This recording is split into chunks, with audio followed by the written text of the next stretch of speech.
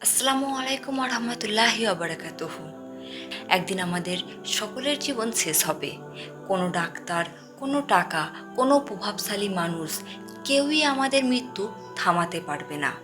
কল্পনা করুন, আপনি হাসপাতালের বেডে শুয়ে আছেন, চারপাশে প্রিয়জন কাঁদছে, ধীরে ধীরে আপনার শ্বাস ভারী হচ্ছে, একসময় চোখের পাতা ভারী হয়ে আসে, হৃৎপিণ্ডের ধুকপুকানি থেমে যায়।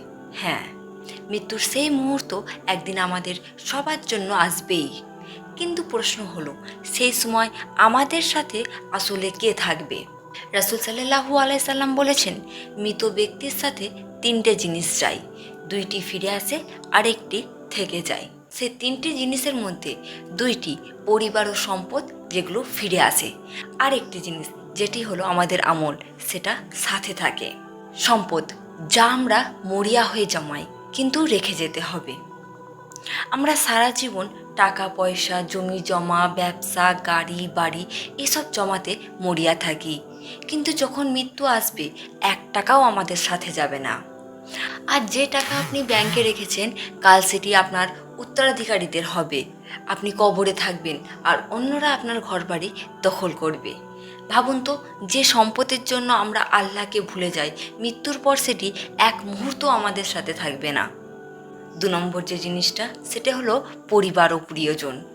পরিবার ও প্রিয়জন যারা কবর পর্যন্ত নিয়ে যাবে, কিন্তু ফেরত চলে আসবে। আপনার মা কাঁদছে, স্ত্রী বা স্বামী ভেঙে পড়েছে, সন্তানরা আহাজারি করছে, কিন্তু তারা আপনাকে কবরের ভেতরে রেখে কান্না ভেজা চোখে বাড়ি ফিরে আসবে। তখন কবরের অন্ধকারে আপনি একা।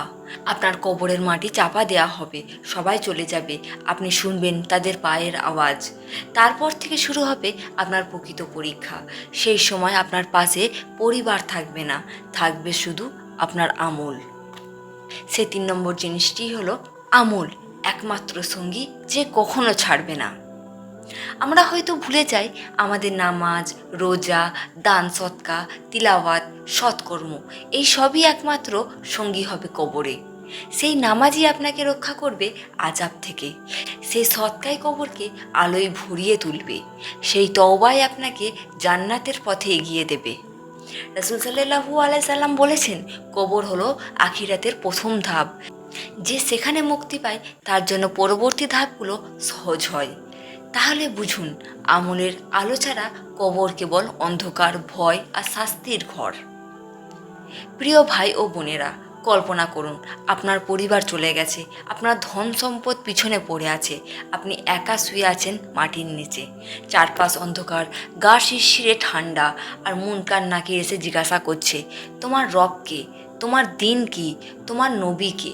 সেই প্রশ্নের উত্তর তখন শুধু মুখে বলা যাবে না। সঠিক উত্তর দিতে হলে আজকের জীবনে আল্লাহকে, ইসলামকে আর রাসূল সাল্লাল্লাহু আলাইহি সাল্লামকে সত্যিকারভাবে মানতে হবে। তাই আজ থেকেই প্রতিজ্ঞা করি, নামাজ কখনো ছেড়ে দেব না। ছোট বড় প্রতিটি গুনাহ থেকে বাঁচার চেষ্টা করব।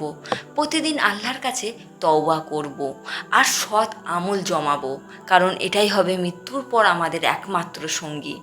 রাসূল সাল্লাল্লাহু আলাইহি সাল্লাম বলেছেন, কবর হবে জান্নাতের বাগান অথবা জাহান্নামের গর্ত।